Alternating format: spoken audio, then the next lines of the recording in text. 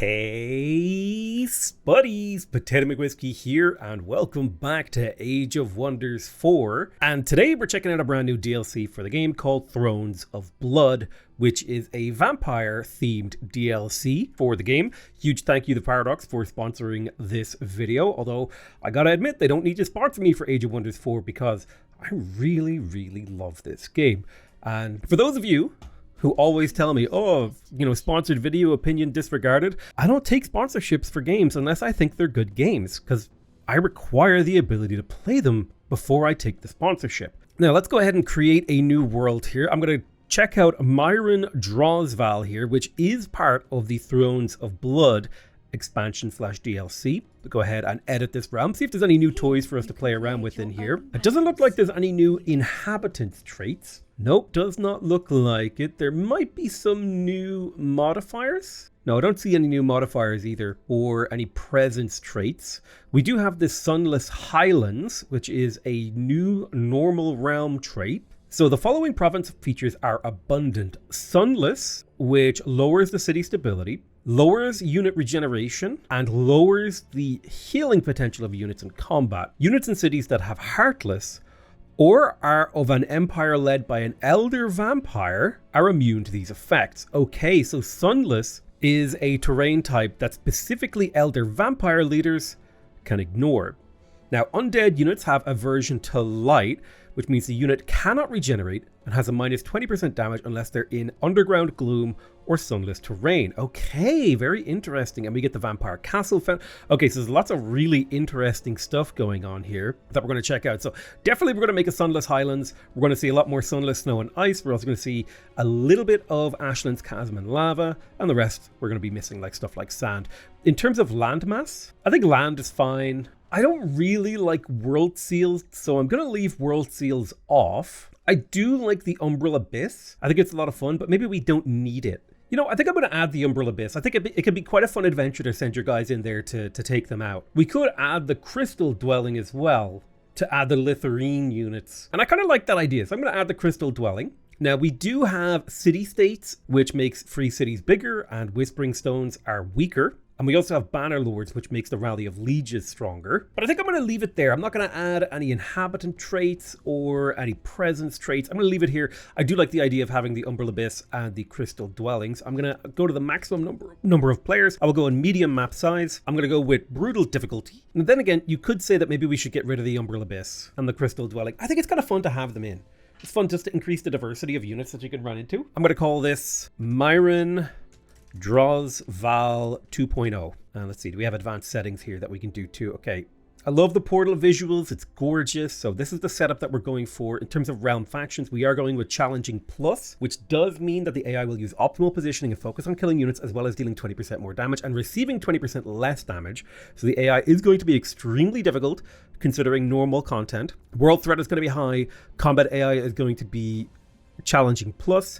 I am going to say that I do prefer non-generated or custom rulers. I'm going to go with the library rulers. I think it's more interesting when you run into the same library rulers over and over. You get to kind of learn their quirks. I was tempted to go to fast game speed, but I think I'm just going to go with default here. Hard starting conditions is fine. And yeah, all of the victory conditions is on. Perfect. Shops are going to be available in terms of combat. We'll leave them all on default. So I'm happy with all of this. Let's go ahead and confirm. I will save this custom realm. And now I'm going to build my faction. But I really like this sort of Ursel Blackrose. I'm going to build it out of this faction here. Now we could go with Dwarfkin. I'm trying to think of so we could go with Elder Vampire. So this is an undead unit. So it has better frost and blight resistance, but weakness to spirit and fire. It is heartless, so it loses less morale, and it's immune to poison and disease. We have aversion to light as well. We get the Vampire Castle Foundation, which is different to the Wizard Tower. So the Vampire Castle Foundation gives us access to thralls. We get the Clairvoyance Ritual. Souls are unlocked. We can soul drain or do thrall effigies. We drain 20% of the combat experience earned by turned vampire heroes. Immune to sunless terrains penalties. Elder Vampire Governors. So okay, we get some benefits. Okay, cool. So yeah, I think we're gonna go with Elder Vampire. But let's start with our race here. Ooh, what if we had like Lupine, like an Elder Vampire leading a race of like werewolfy types? I kind of like that. I that has a certain appeal to it. Now, we could go with Pack Tactics. So these guys would have Pack Hunter, which gives them plus 10 damage per friendly unit adjacent to the target, not counting themselves. So this would give us pretty strong offensive capabilities along with fast movement speed. I kind of like this as an idea. So I'm going to go with Lupine as our sort of sub-race. I definitely think we should go with Dark, because I think Dark actually got a couple of new cults here. So Dark generally focuses on aggressive units that focus on damage over defense, which lines up with lots of Lupine, extra defense, high mobility, and we can exploit defeated enemy heroes depending on the chosen subculture. So the Cult of Tyranny is going to allow us to weaken status resistance through Aura of Tyranny, which lowers enemy status resistance, and exploit vulnerability, which inflicts status vulnerability and gives us extra healing. We can also capture heroes to control free cities through hostage diplomacy, which basically allows us to turn defeated heroes into hostages that give us allegiance, giving us an extra way to take over city-states. We lose a Whispering Stone because we have that hostage diplomacy thing. We gain city stability when we execute heroes in our prison, and we get unique city structures that provide greatly increased gold at the cost of city stability. That's very cool. Now, the Cult of Death, on the other hand, units will gain power when friendly or hostile units are slain through the power from death. So whenever a unit dies, you will gain +1 mortal blessing. The death of another unit has granted this unit plus 5 hit points and plus 2% critical hit chance. If this unit struck the killing blow, +1 additional mortal blessing. Okay, that's actually really damn good. Heroes in your crypt can be turned into embalmed sacrifices. Embalmed sacrifices are used by the Dark Cult of Death for powerful city structures and unique strategic spells. Oh, that's kind of interesting. And we can also get the Morbid Sacrifice, which is a tier 3 friendly army spell, which restores all hit points, gains universal camouflage, and gain 15 morale and 20 hit points until the end of their next combat. I like the idea of both of these. I think I'm going to go with the Cult of Tyranny in this particular game. That feels more vampire-y than the Cult of Death, although the Cult of Death definitely has some appeal here. I feel like the Cult of Tyranny feels more vampire-y, so that's what we're going to go for. In terms of society traits, Prolific Swarmers seems to be what this faction that I'm building myself off of defaulted to, which means that your cities will grow faster. Our racial tier 1 units will have +1 rank, and non-magic origin units require less base upkeep. I like this. Plus, it will also give us Chaos Affinity, which feels kind of very vampire-y. Let's have a little bit of a think about some of the other ones. Ruthless Raider seems to be the default here. The nearest city owned gains 3 gold and 3 draft per tier of units killed after successful combat, and we lose 10 alignment. I do like this idea. It's very cool, so I'm tempted to go ahead with it. But let's have a little bit of a think about some of the potential here. Like if we look at some of the Empire Chaos Affinity options here, we've got Cult of Personality. Heroes will gain a bonus skill point whenever they gain a renown level. They gain +10 gold unit upkeep whenever they get a renown level, and units without a hero will have lower morale. We get +1 hero cap to start. This is kind of interesting. So you have to have heroes to make your armies effective, which is kind of an interesting idea. I love the idea of Visions of Destiny or Visions of Ruin. I'm really tempted to take one of these visions, but I wonder, would a vampire cult, would they be more like war or death focused? That's what I'm wondering. Because the Visions of Destiny also similarly, right? We would either go with the Chaos Affinity, so we would be Conquerors, or we would go with a Shadow Affinity, we would be Deathbringers. Which of those two? I feel like maybe vampires, vampires could be either. I feel like since we're the Cult of Tyranny, I feel like we would be more like Conquerors than Deathbringers, whereas if we were the other cult, we would be Deathbringers. So the question is, do we want to do a Vision of Ruin or a Vision of Destiny?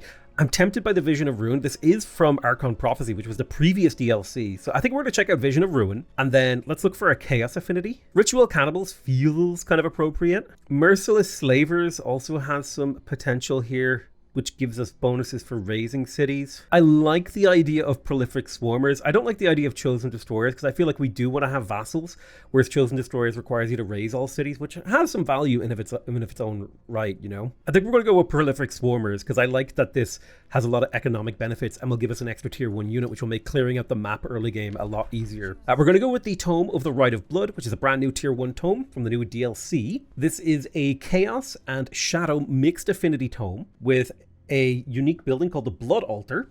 This is a special province improvement that gives 15 draft income and extra draft for every adjacent farm. And when you win a battle, you also gain some mana. So definitely sort of very momentum based, producing a lot of units, getting a lot of mana. I do like that it gives you mana to potentially use to upkeep a lot of units that are maybe, summoned. We also get the Rite of Bloodletting, which damages a friendly unit and then deals 10 damage to all enemy units within 2 hexes and gives them 2 stacks of bleeding, which is really nice because we also get the Blood Drinking Blades bonus, which gives base melee attacks, +1 physical damage, and extra healing when striking enemies with bleeding. We also have the Sanguine Focus, which gives magic attacks +1 physical damage and a 60% chance of inflicting bleeding, so I can see a lot of synergy with bleeding here. Then the Rite of Leeching Life damages a unit on your side and then provides strength and lifesteal to all adjacent friendly units. That's quite cool too. We also have Flesh Carved Runes, which gives you hit point regeneration on the world map and the ability to ignore status resistance for the amount of bleeding. So very much so bleed focused, which makes me wonder if this would combo really well with the... It's a Tome of Enchant. There's one of these that gives a bleeding effect. I think it's Obsidian Weapons. Yeah. Here with the Tome of Rock. It gives a 60% chance of inflicting bleeding, which is kind of an interesting combo there. We would also have access to the Blood Cultist, who has Hemorrhaging Bolts, which deals extra damage per bleeding stack on the enemy, with the Scarlet Plaid, which damages an enemy and gives them Blood Parasite. Blood Parasite is a replacement for bleeding that ignores the status immunity effect from bleeding, and when the unit dies, it spawns a Blood Maggot under the control of me, which kind of reminds me of Age of Wonders Planetfall, the Parasite faction, like the Xenoplague, very Xenoplague-y, which is very cool because that was one of my favorite ways to play. I like to play Xenoplague. So yeah, let's go with the Tome of Blood, right?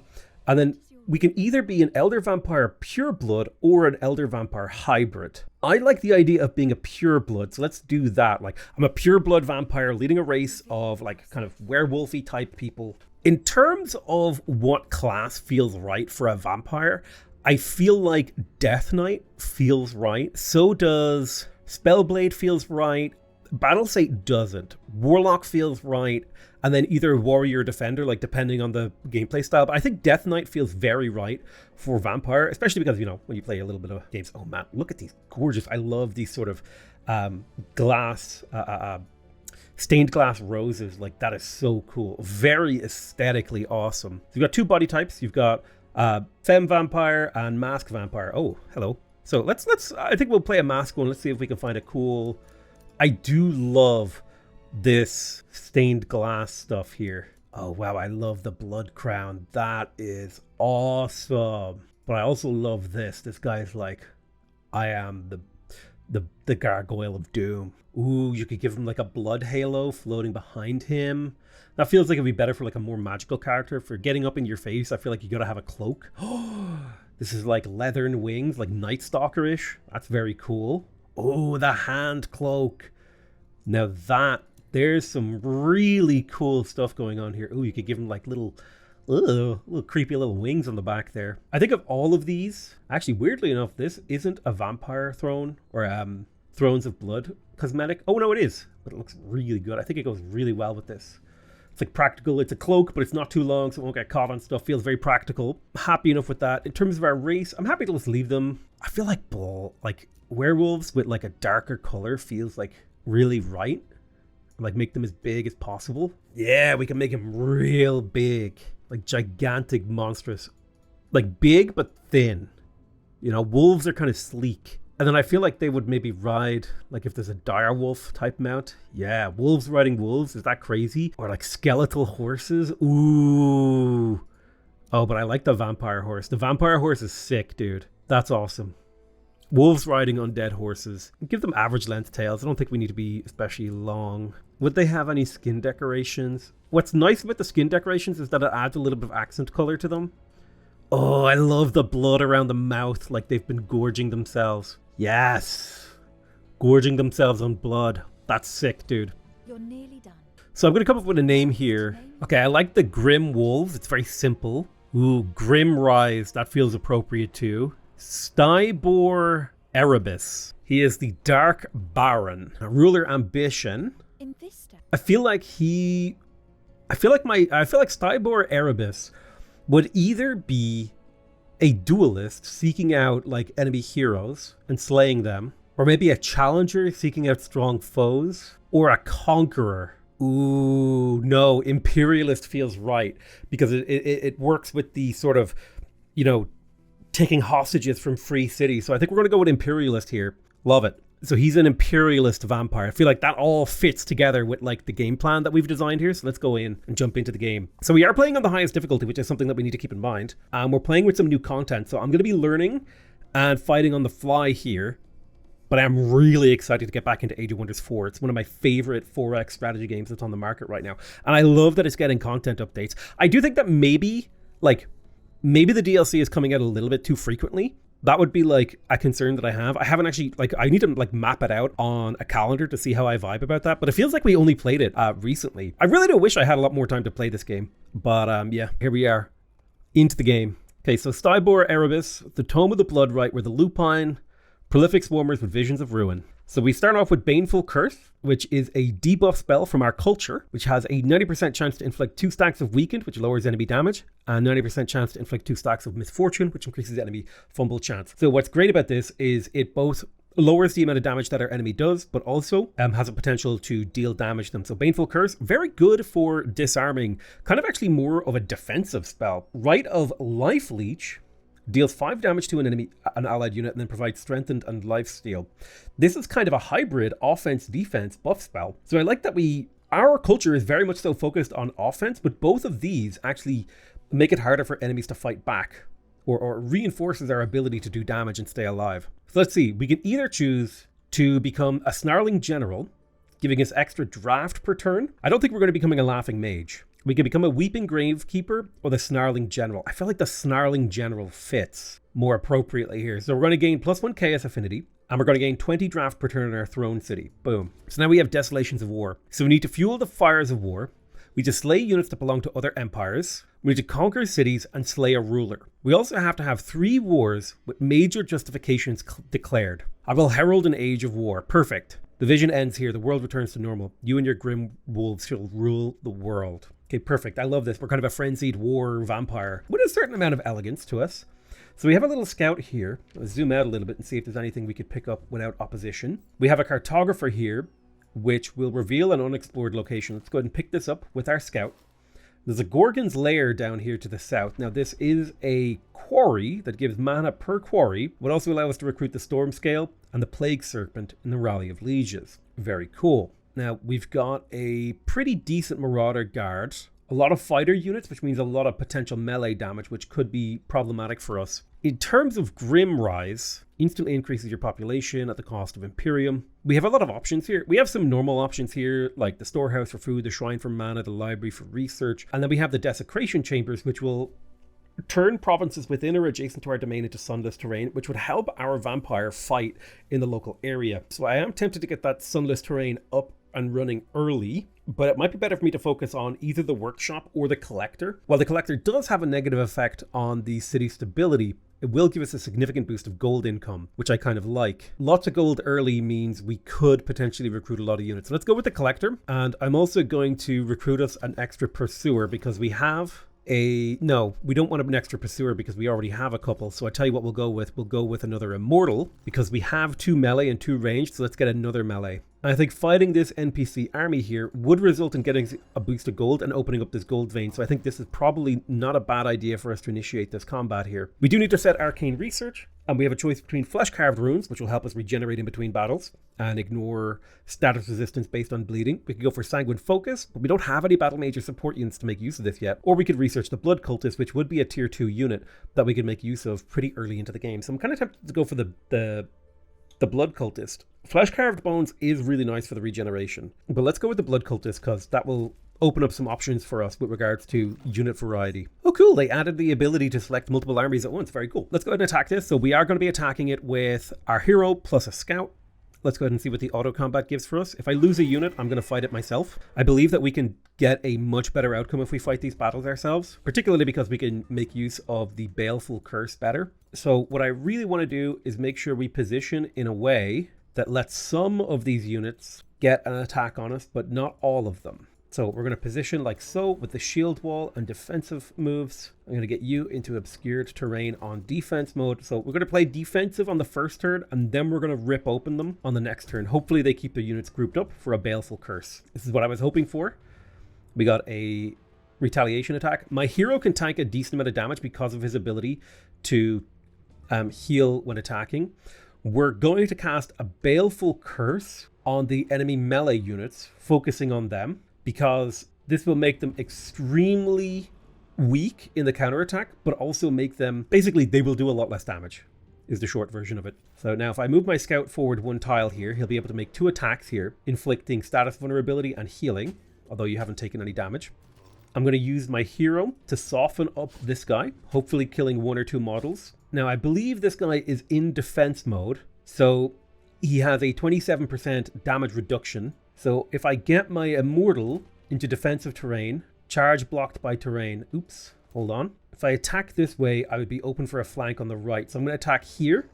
And basically, I want to cancel their defense mode to make this damage go from being 21 from 2 units, cancelling the defense mode, perfect, to being 24 from 2 units, which will kill models, lowering the ability of our enemy to counterattack. See, we could definitely get a kill here, which would be ideal. This would lower enemy morale. Unfortunately, we got a graze, but that's not a big deal because this unit now is basically useless in the attack. We've significantly weakened the enemy's ability to counterattack us, and I'm hoping that I can get another Baleful Curse. I hope these 2 guys end up within 1 tile of each other, and it looks like they did. Perfect. Okay. Oof. He's getting a little bit hurt, which is worrisome. Perfect. We already killed an enemy. So in order to lower the amount of damage my enemy can do, I'm going to Baleful Curse these guys again. They have been weakened.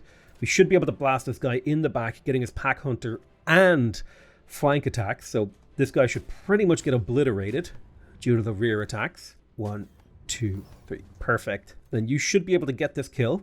Bam. Now, these guys are not going to be really blocked, but if I get into this tile, this guy will have a hard time getting around. You will take a retaliation. We could use the Draining Bite for a big chunk of damage. Perfect. Whereas this guy will still be able to get over here and do a bit of damage. Let's focus on exploiting the enemy vulnerability with a flank attack on you. That's perfect. So the goal is just to not lose any units. I'm going to use Relentless Pursuit to teleport my pursuer behind this guy. And then I'm going to charge strike this guy with him to cancel his retaliation. Then hopefully blasting this guy in the back will get the kill.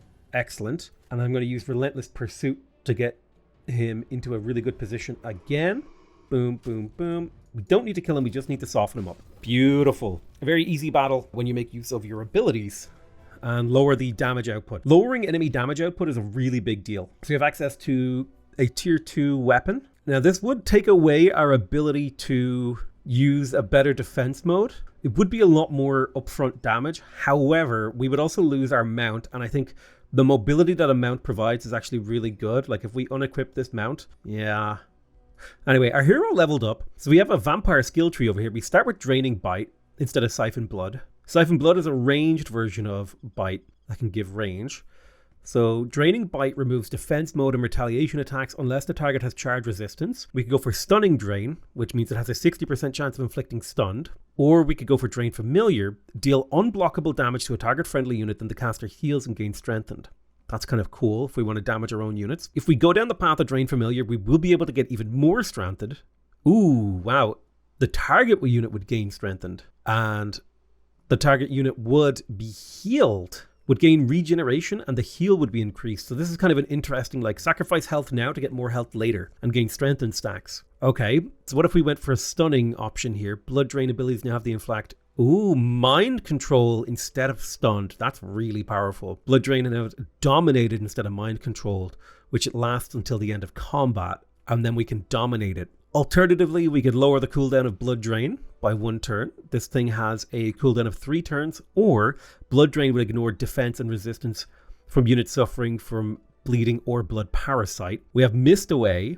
When this unit's hit points are reduced to 0, it is displaced by 3 hexes, and so this is basically Slip Away, same idea. And Vampire Flight. When not mounted, whoa, that is sick. So this would give us the ability to not have to use mounts. Okay. Now, thinking about the playstyle that we want to go for here, I like the idea of going for Stunning Drain and doing Sanguine Extraction and getting all the way down to Vampirific Flight, because that could open up some options. We are a Death Knight, so we could go for Curse, which is a ranged magic attack, or Raise the Dead. Friendly undead corpses revive at 60% of its hit points. Non-undead corpses raised as a zombie. Now, since he is a Death Knight, it could be good for us to transition into using a two-handed weapon, in particular because there are abilities here that buff up single shot attacks. So I like the idea of getting down to vampirific flight to open up the ability to use a two-handed weapon. The question is, which skill tree do I go down first? I think being able to remove enemy defense modes and retaliation attacks is actually extremely useful. So I'm going to go ahead and pick that up. Now we still have some room for orders left. I can't quite get back to my terrain to heal. I could follow along. This is a lot of enemy. This doesn't seem to be occupied. I'm trying to like zoom in and out to try and see if I can see anything that's worth going to fight. I would like to hit that watchtower if I could. I'm going to head south. I think there might be more riches down this way. Because I don't think I'm going to be able to clear this. It's a 500 combat power. Oh, here we go. Charred Spar. We should pretty much immediately declare war on them, I think. Because we will be able to fight them and dominate them. We don't have Whispering Stone, so I'm thinking I'm going to declare war on them. I'm going to head forward into their territory just to get a bit of an explore and then zip back out. Okay, I don't see anything to the south. So I'm going to head back up with the goal of going straight to fight Charred Spar. And I'm going to send my scout to the south to go hit this watchtower to reveal more information. I'm going to grab myself another pursuer because they're very versatile. And then let's keep on expanding. I think I'm going to begin pillaging this province to gain gold, but also to provoke them. Okay, so we did actually find Bannerman down here. It's Bannerman's on a wyvern gargoyle thing. Dude, I think your cloak is like decapitating this gargoyle. That's incredible. That's incredible. We did find the underground. Grimrise can annex a province. So the collector is boosted by farms, which makes me want to expand with a farm early into probably the iron deposit here or the gold vein if we want to pump units. I think we'll go farm gold vein so we can keep unit production high. Oh, we did find a prestigious statue which would give Imperium. But the collector will finish sooner now. Now I'm going to focus on gold income in the early game so that we can make a large army, which feels on brand for a prolific swarmer empire. Looks like we found a food stash here. That'll be useful. It probably won't. Oh, it did actually grow the city. Now, in order to build the upgraded version of the collector, which is the shadow trade quarter, we are going to want another farm. It's going to further hurt city stability income. But if we were to grab this farm right here, we could boost this and go straight to like big money, which I feel like is not a bad way to open up when you're in a prolific swarmer game. Just going off, which is great. Beautiful. Let's keep on pillaging. I'll join my armies up together as I continue to recruit. Let's go ahead and build the shadow trade quarter. It's going to take 9 turns, but that will give us a huge amount of early game gold income to pump units out with. Now let's hit this. All right, so we found a brigand camp. There's a bunch of stuff down here that we could use to level up. There's a Gorgon's lair as well as some sunless grasslands. And looks like some umbral abyssal stuff here too. Looks like we're 5 turns away from getting a new hero, which is cool. We've also unlocked the Blood Cultist. So we could go with the Mark of Tyranny. This would give the Cult of Tyranny to any non-dark units. The Rite of Bloodletting would allow us to do an AoE bleed on our enemies. And we do potentially have a lot of ways to make use of bleeding effects. I do want to build a Blood Cultist, but we have to level up the city first. Coming into our Empire affinities, defeating an infestation would give us a unit based on the infestation defeated, not particularly useful. However, gaining knowledge when you defeat heroes, that one's strong, so I'm going to pick that one up. That one's really, really, really good. We do have a Rally of Lieges, but we don't have any units that we can rally. Our alignment is falling, but that's okay. We are playing a faction that is perfectly happy to be evil. Let's recruit another pursuer. Our goal is to milk the AI for value by pillaging their lands and hopefully baiting them into fighting us.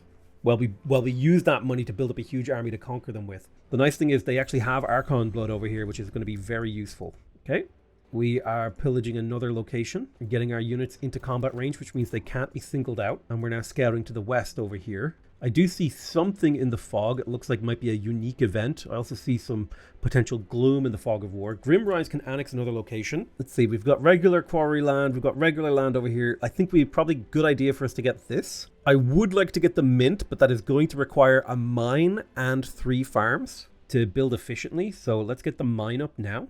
Plus the extra 10 production is really going to shave a few turns, shave 2 turns off the shadow trade quarter. So we're really pumping gold right now, which I'm hopefully efficiently translating into a big army. All right, we're queuing up tons of tier 1 units. I could attack this. Let me check what is the aggro range of this army. So if I attacked here, I would be inside the aggro range of you, meaning we're protected.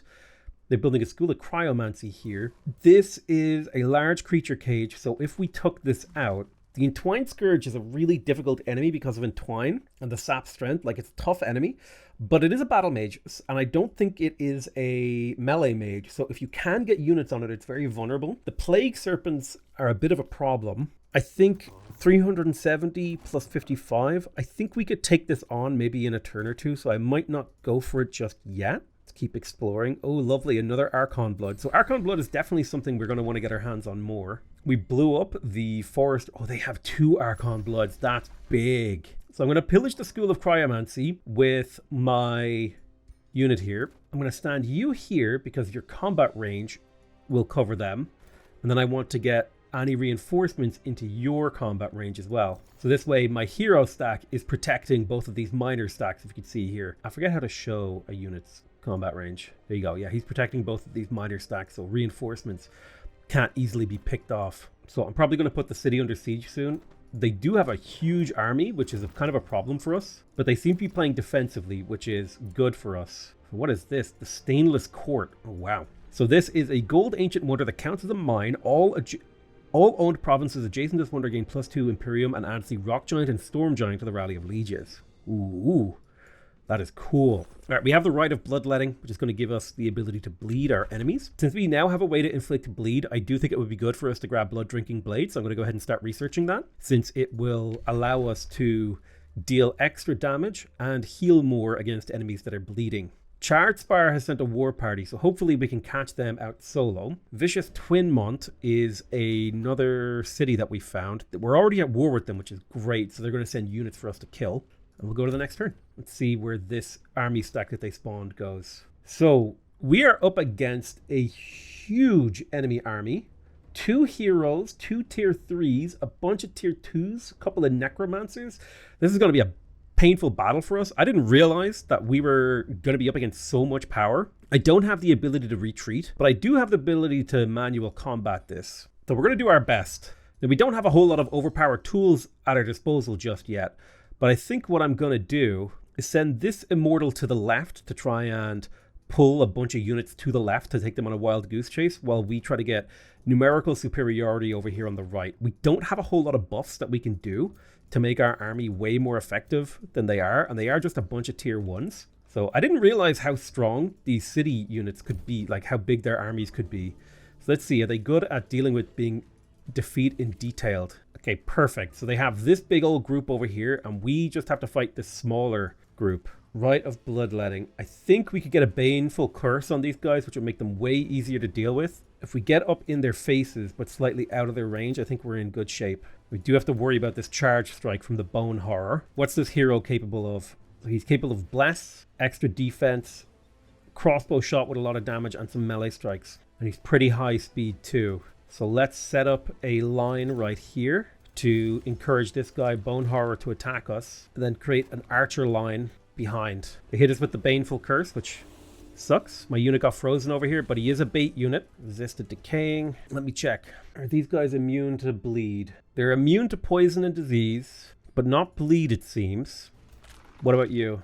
So I'm thinking if I dumped my hero in on this tile right here and did a Sanguine Curse, they are immune to bleeding. That's annoying. Well, let's undo that movement while we think about it. The Rite of Life Leeching could be different too. It would give us lifesteal and remove some weakened. Let's do that. We could get some big charge strikes in. Boom. Big heal. Big charge strike. And a big charge strike on this guy. Excellent. Move you forward. You could almost certainly kill some of these units.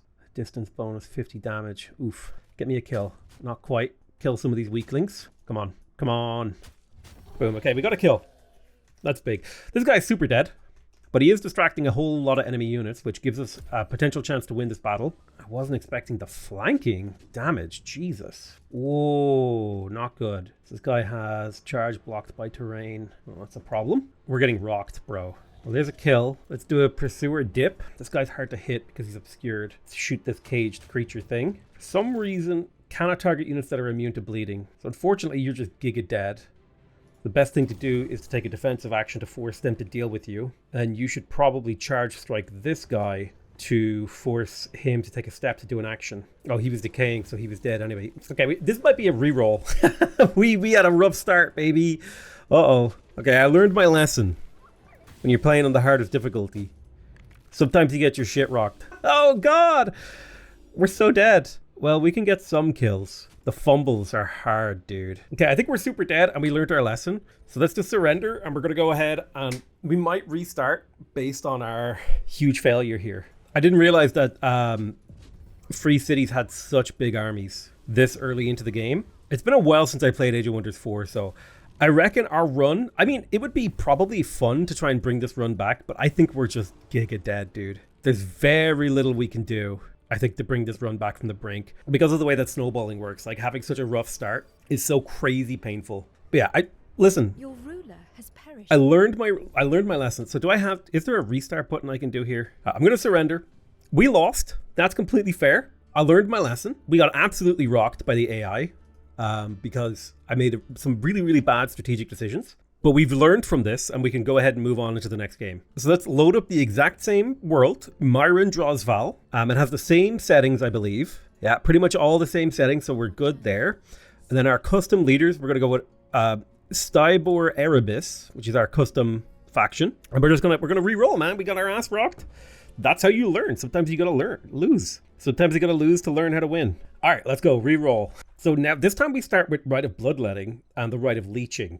So the Rite of Bloodletting is a damage spell that does AoE bleed, and the Rite of Leeching is a buff spell. Perfect. So we're gonna become the Snarling General again. We're gonna follow the same path. Zooming out here, it looks like there's a lot of sunless terrain about. I do love seeing these blood roses. Very beautiful. Let's pick up this food buff that will allow us to expand next turn. I do see a mana node here to the south. I'm going to start off with a very similar opener. I'm going to go for the high gold so that we can continue to produce a lot of units. Our starting army is 2 melee and 1 ranged, so I'm going to recruit a pursuer. And then I'm going to scoot down here and look for this fight. This will be a pretty tough fight because we won't have our scout unless we bring him down. And the scout does add a significant amount of combat power. So auto combat, I expect us to have a rough time. I could probably get a better outcome than this, but I think this is fine. There's 63 mana and some defense. I'm going to add that to my hero. +1 defense is a 10% effective HP boost. I won't be able to get back to my terrain for a heal, but that's fine. In terms of arcane research, flesh carved runes, giving extra, honestly, the extra hit points regeneration could be really useful for scouting across the map. So let's go to the next turn. All right, coming into Grimrise, I think I'm going to be able to farm on this pasture, since that will boost the speed at which we build a collector because it's boosted by building a farm, and the boost will reduce its cost both in terms of gold and production by 30%, giving us more resources to pump into military. And it looks like down here to the south we have found another city-state, Nulmoch, but there is also a Marauder Guard here that we could quite easily get a battle with. Now, it is a Sun Priest plus a few Zealots, but I think with our ability to use magic as our advantage, I think we'll be able to win this. Auto combat, I expect to lose it. Yeah, okay, but I think using magic and our units in a very careful, tactical way, I think we should be able to win this. Now, this guy is going to have to sit back quite a bit because he's really vulnerable. He's very, very low health, and our hero is going to have to do a lot of the heavy lifting here. Now, we want to make sure that we're in range of an enemy unit in defense mode to try and bait them forward. And then we want to try to make sure that we can get some sort of side flank rush attack. I want to keep you pretty far back. I'm going to have this archer sit right behind, and I would not mind if this guy could bait an enemy unit over to the left here, and then just use its superior movement speed to get away. So it looks like we've got an awakened unit, which means they should do a lot of damage, and they will do a particular damage channel that is strong against my hero. However, we can do a Rite of Bloodletting here, which is big AoE damage plus bleeding, and then when he attacks, he should heal himself. So boom, nice bit of health. I'm thinking if you rush forward and hit this guy... Oh, he inflicts blood parasite. That's really interesting. Gift of the Old Blood. Ooh, okay. Undead Life Drinker, blood parasite. Interesting. Now, let's see, what damage does this guy do? He's going to do 11. Oh, wow, a lot of damage. So we do need to, I think we need to shoot him in the back to soften him up a little. So now he's down to only doing 14 damage to my hero. We need to soften this guy up. Beautiful. And then if I get a nice charge attack on him, particularly if I occupy this tile, he might struggle to counterattack us next turn. Now, one thing I'm worried about is allowing too many units to get an attack on this guy, especially because this guy actually does Spirit Channel up to 30 damage, which is a bit of a problem for us. So I want to make sure that if I'm baiting with a unit, that he's not in Sun Priest range. So The closest I can move this guy is to here. Yeah, there's a chance that my Dark Warrior here dies. But I'm hoping that the bleed... Oof. Yeah, bit of a problem. And now they got the blood parasite. Okay, they bled out there. We could do another rite of bloodletting. If I move my hero here and do the rite of bloodletting, we would hit all 3 of the enemy melee. And then I'm going to use the Sanguine Pact draining bite thing. This would do less damage if we draining bite you. Big damage on you. Let's come forward 2 tiles and blast him in the back. I'm worried about how much damage my hero is going to take because of their spirit damage channel being really effective. I want to try and bait them into attacking this guy by putting him in terrain and defense mode, making it hard to hit him. That's 40 damage, dude. Okay, I might have to refight this fight. This is tough. The spirit damage channel is very difficult for us to deal with. All of our hero is especially vulnerable to spirit damage. He takes an extra 20% damage from it, so this is making this a particularly tricky fight. It may have been better not to engage in this battle. So I may just load up here to go back. We just don't have I don't think we have the health or power to fight this fight. So I might wait a turn until I can get an extra unit down here to help. I learned my lesson, let me tell you. So yeah, I don't think that we can take this on with this level of health. So what I might do is zip back to my HQ to gain a heal. Now what could be nice is if we built out this way, but we really want to farm. So let's build a farm there, then zip back to here for a heal, because that's going to get us a lot of health restore by being inside our territory. So we are going to want to fight Nullmoch, maybe once we have a set of 3 stacks of army. So we can get in range for a fight this turn if we use the scout as the offensive unit. We have 2 melee, 2 ranged. Let's get ourselves another ranged. And I think this fight is a lot more advantageous for us. So if we auto combat, yeah, auto combat we win, but we lose our scout. Let's fight this manually. I think just making those slight adjustments and like getting the hang of like how far you can push the combat capabilities of a stack is just part of the learning curve of the game. So we definitely want to be in a position where we can get our immortals into melee contact with this Sun Priest. So I think what we'll do is we'll position you here, here, like so, and put you here. Perfect. All my units are in defense modes, inside shield walls and stuff. Now, we could get some good charge strikes on this guy here. Maybe it would be good if we did the rite of life leeching. Charge strike, big, do 15 damage, beautiful. If you also do a charge strike, that would be big. And then if I got my hero over here, even the counter attack can't do that much unless they get this guy in here. If I scoot my archers over, I could in theory use my teleport, which would give me full 3 attacks so I could get this kill immediately. And then I'll run you over. You do have a flank attack on you, but what if I teleport you a tile to keep you safe from that flank attack? Now this guy can't get around to damage my weak ranged units. There is a path here where this guy could die. If he rushes this guy forward, shoots him, and then rushes in with the Zealot. It would suck, but it would be a lot better outcome than completely losing the battle. Okay, that's fine. Blood Parasite. Let's do the Rite of Life Leeching. Sorry, no. We want to do the Rite of Bloodletting. Boom, on my hero. Perfect. Definitely want to kill this guy. I'm going to step this Pursuer 1 tile to the left to get this kill, and then use you to finish him. I'm going to do a Sanguine Drain here for the heal. Perfect. Now, if he comes forward and shoots you, you're in bad shape. So we're going to teleport you out of range of this nerd. He would have to come all the way over here to shoot you and put you in defense mode to keep you alive. Okay, he missed. That's good. Okay, if we can get 3 big hits on him, plus some archer damage. Now you have a blood parasite. You're taking a bunch of damage. But if I pull you out, well, you would get 2 attacks on him. I could Zoc him with my Outrider. Like if I rushed you in here, got the attack, you would heal. And then I could Zoc him with a ranged unit, so he won't be able to move and attack, I'm pretty sure. Which means we have officially outsmarted the AI. Boom. Yeah, all he could do is defense mode, which is perfect. And we should easily clean him up while losing only a single unit. Now do remember, the AI does 20% more damage and takes 20% less. So we are fighting uphill here. And for some reason, my unit didn't die. Huh? Lesser Resurgence. When this unit dies in combat, it is revived at the end of combat. The owner is victorious. Revived units brought back with temper. Oh, I didn't know about the Lesser Resurgence. It's expendable. Dude, I should have read what my units do. This is disgusting. I can just get them killed. It doesn't matter. That's big. It's like a blood river. So what is this? It's an uninhabitable mountain province. Looks like it has some kind of unique stuff here. Blood glass. Magic material when annexed. Oh, and heal and... Oh, dude. That's awesome. Right, let's get started with the Shadow Trade Quarter again in this run. Dude, I'm learning. So wait, what special abilities? You're just a pack hunter. Okay, so you do more damage. Oh, dude. So these are truly expendable immortals. That is sick. So we got our collector up to 106 gold per turn. My ruler has leveled up. So let's see. We can go down the night tree. Health and defense. When this unit lands an attack, it gains a stack of strengthened. Sunder defense. Critical strike. I wouldn't mind the ability to inflict bleed. Berserk. Fortune. Resurgence. I do like resurgence. That would be nice. Melee attack. Melee attack. Weakened. Terrifying aura. Health. Health. Unyielding. Negative status effect. You've got Vicious Willbreaker. Curse now effects AoE. Raise dead. Summon a zombie at the start of battle. Doesn't work in water.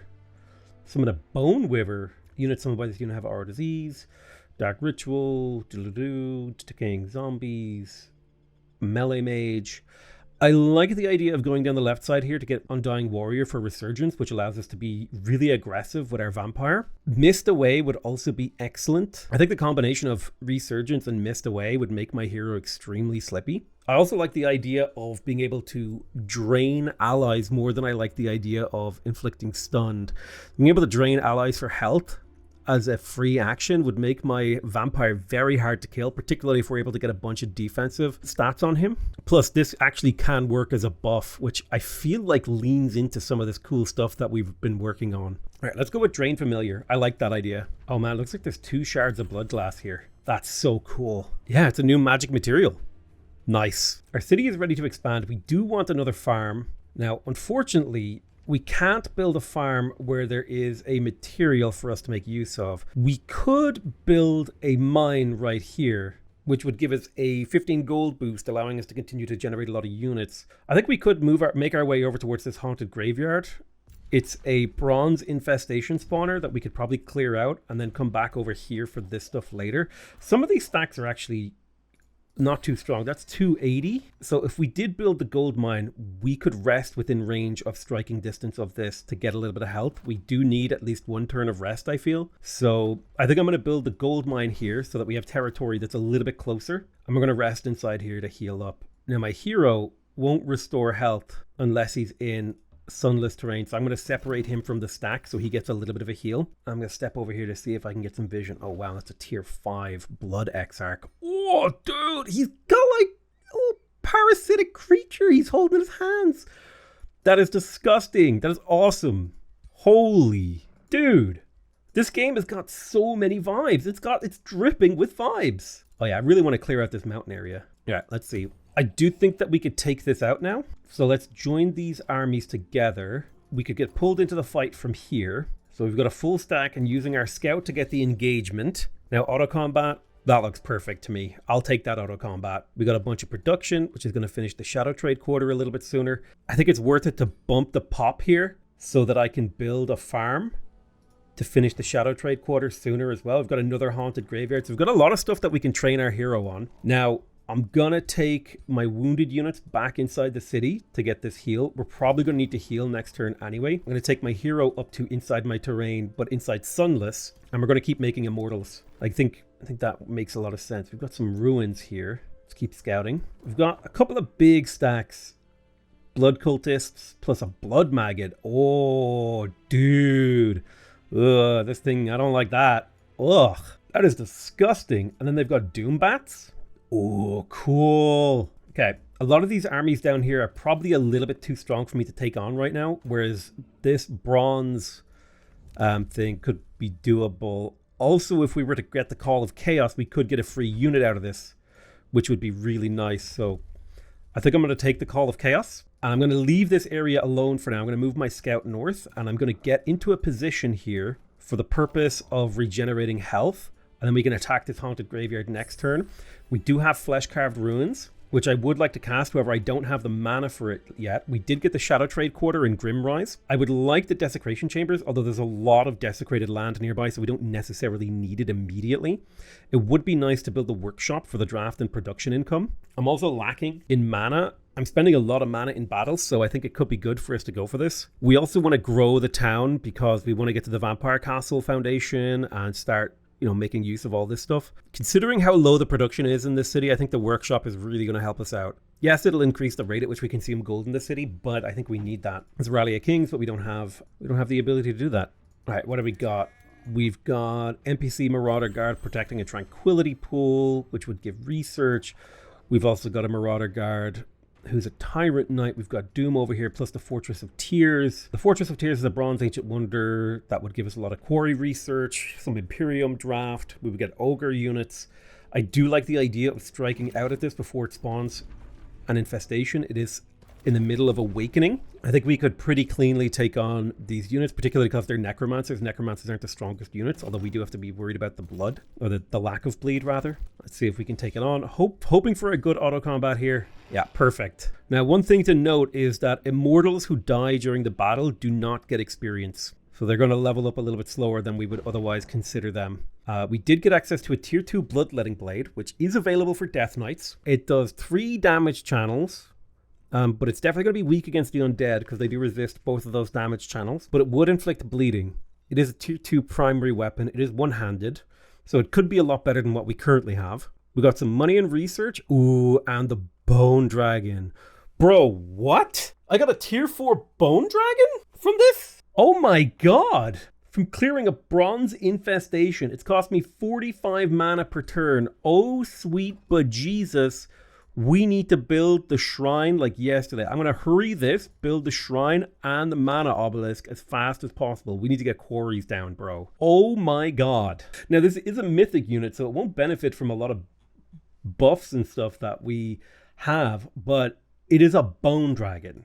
This thing is going to carry us, dude. Holy, like if we can get this guy leveled up, he's going to get killing momentum, which gives him extra action points when he makes kills. He's going to have up to 10% extra damage, plus 50 extra health, and an extra 20% effective health. Oh, kind of overpowered. It is a high maintenance unit, which is a problem. I think we just won the lottery. We do have Gloom that we need to worry about in this area. Ugh. A cursed trickster. These things are terrifying. Centipede with the demon mask. This would be a sick area for another city, though. It's got tranquility pools. It's near the capital. It's right by a gloom. It's got mana, plus a pasture, and a gold vein, plus a fortress of tears. So I'm tempted to build a city here. Let's do it, and then we can look into clearing. Can we take the tranquility pool this turn? I'm going to pull my hero back to get a little bit of a health restore. You guys are not able to be pulled back. You can't be pulled back anywhere. Okay. Our units are a little bit too spread out now. We could choose a new arcane research. I'm going to go for Baneful Curse. We can't spend any mana for a long time now because this dragon just chomping down on our income. It's going to take 4 turns for us to grow, which is a little bit too long. I'm going to use Imperium to get this up because we really need to build a quarry to speed up the shrine. I don't care if it's claimed by Nullmock, but we just need this because it's worth 10 mana. So now we're only bleeding 18 mana per turn. And we can hurry this shrine, which is boosted by a quarry, so we'll hurry that. Plus, I'm going to Imperium boost another pop so that we can get a second quarry, which will also claim this resource node, boosting the mana obelisk down to 4 turns. So we will be positive mana in the not too distant future, which is great. It cost me a lot to get this going, but I do think it's probably worth it. These guys are way too hurt to really participate in battle without just being like run at the enemy and immediately die. So I think we're going to set up for an attack on this tranquility pool. I mean, the bone dragon is going to make this, I hope, a cinch. Honestly, losing the scout does not upset me. I'm going to take this because that's just disgustingly good. Control loss immunity plus a bunch of research. You know what? Oh, we already have a helmet. Never mind. But you did level up. We did go for Drain Familiar. Reducing the cooldown of this is nice. I think I like reducing the cooldown over ignoring the defense and resistance from units that are bleeding. Although then again, ignoring resistance is really useful because you are healed based on 50% of the damage dealt. So I think I will go for that. And then we can get Mist Away, which will make him really survivable. And Vampirific Flight will allow us to start using a 2-handed weapon without having the penalty of not being mounted. Speaking of which, we're going to equip the Bloodletting Blade. because I think right now we're doing 10 damage. The Bloodletting Blade would allow us to do 12, which is an upgrade, even if the damage channel isn't particularly good against undead. Okay, let's get you back to some sunless terrain. Dude, that sequence of events that just happened for us was crazy. And I'm super excited to see what unfolds in the next episode. I want to thank you guys very much for watching. I love you all very much, and I'll see you guys next time. Bye-bye!